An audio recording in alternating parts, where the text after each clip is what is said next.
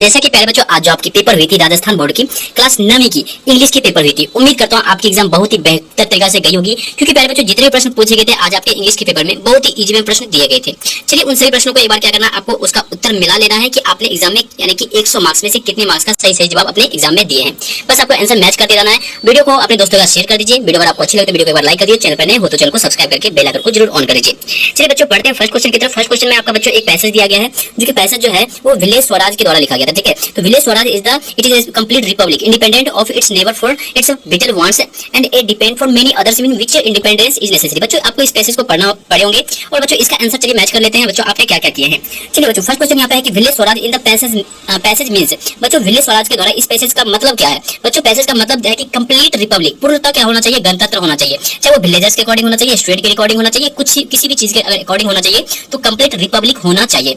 फिर चलते हैं अगले प्रश्न की तरफ। अगला प्रश्न आपका क्या है 2 number. The first concern of every village is.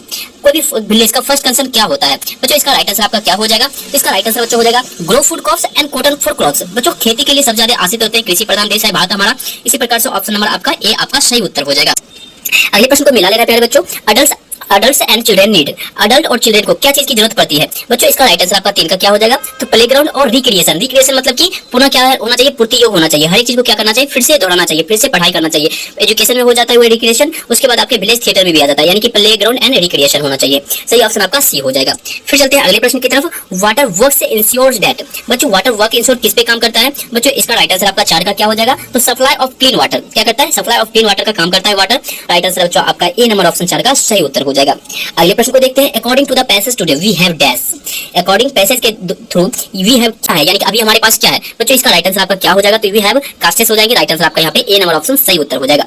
उसके बाद अगला प्रश्न को देखते हैं 6 नंबर प्रश्न। Satyagraha and non cooperation are technique of dash. Satyagraha हुई थी, एक ग्रह हुई थी सत्याग्रह, जो कि महात्मा गांधी के द्वारा चला गया था, चंपारण सत्याग्रह। और नन कॉर्पोरेशन ऑफ टेक्निक, ये दोनों में से क्या है। बच्चों इसका राइट आंसर आपका क्या हो जाएगा 6 का, तो 6 का राइट आंसर हो जाएगा एक नन वायलेंस है। क्या है, नन वायलेंस से क्या है, एक ग्रह चालू किया गया था। राइट आंसर आपका यहाँ पे सी नंबर ऑप्शन सही उत्तर हो जाएगा।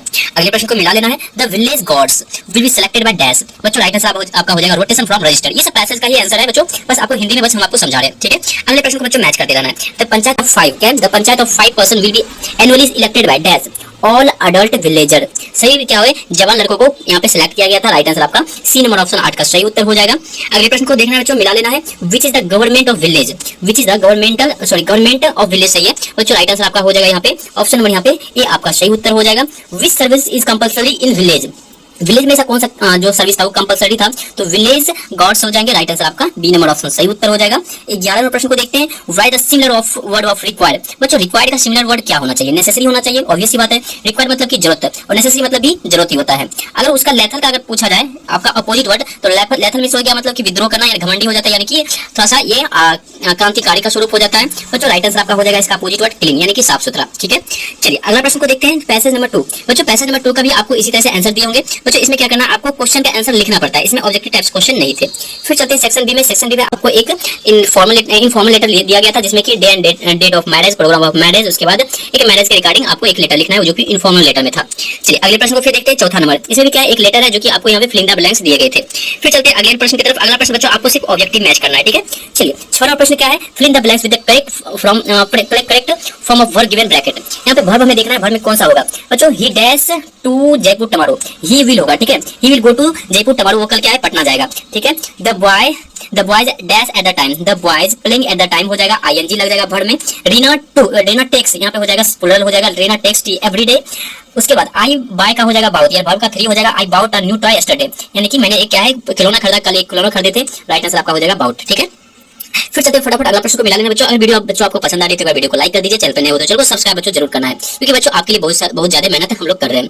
चलिए 7वां प्रश्न को बच्चों मिला लेना है। 7 का क्या है, fill in the blanks with the correct relative pronoun. Pronoun इसमें कौन सा हो जाएगा, जैसे I saw the man, who made this bed. बच्चों राइट आंसर आपका हु हो जाएगा। फिर चलते अगले प्रश्न की तरफ। This is the question that puzzled me, who puzzled me. बच्चों राइट आंसर आपका हो जाएगा हु हो जाएगा। ठीक है, हु में बच्चों हु और हु दोनों टिक मार लेना बच्चों, मैच कर लेना है। Fill in the blanks with the appropriate preposition given the bracket. She was born in 12 December 1919। उसके बाद he jumped into the river. बच्चों हो जाएगा आपका इनटू हो जाएगा। Mrs Sharma has been teaching in the school since 2014। यहाँ पे आपका हो जाएगा सिंस हो जाएगा। फिर चलते हैं अगले प्रश्न की तरफ। डिटरमिनर्स का देना है। Neha is dash honest girl, Neha is a honest girl. My friend has some interesting book, ठीक है। उसके बाद there is not any monkey on the tree, बच्चों सभी में क्या लगेगा, ए लगेगा, ठीक है। फर्स्ट वाला ऑप्शन सभी का सही रहेगा। फिर उसके बाद फिर आपको बच्चों एक पैसेज फिर से दिए जाएंगे, पैसेज में बच्चों दिए गए होंगे, इस पैसेज को बच्चों आप लोग को आंसर लिखना होता है। फिर चलते हैं क्वेश्चन की तरफ। क्वेश्चन बच्चों आपको यहाँ पे क्या है, इनमें से कम 2 प्रश्नों का उत्तर दे, जिसमें कि 4 प्रश्न दिए गए थे और 20 से 30 वर्ड में ही देना है। और बच्चों चैप्टर का नाम मेंशन है little girl my childhood, the fun they had, the snake and the mirror.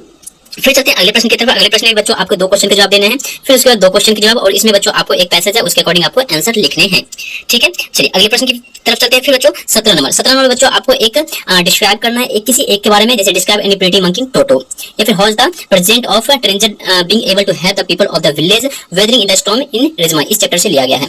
उसके बाद फिर बच्चों आपको फिर इसमें से 2 क्वेश्चन का जवाब देने हैं।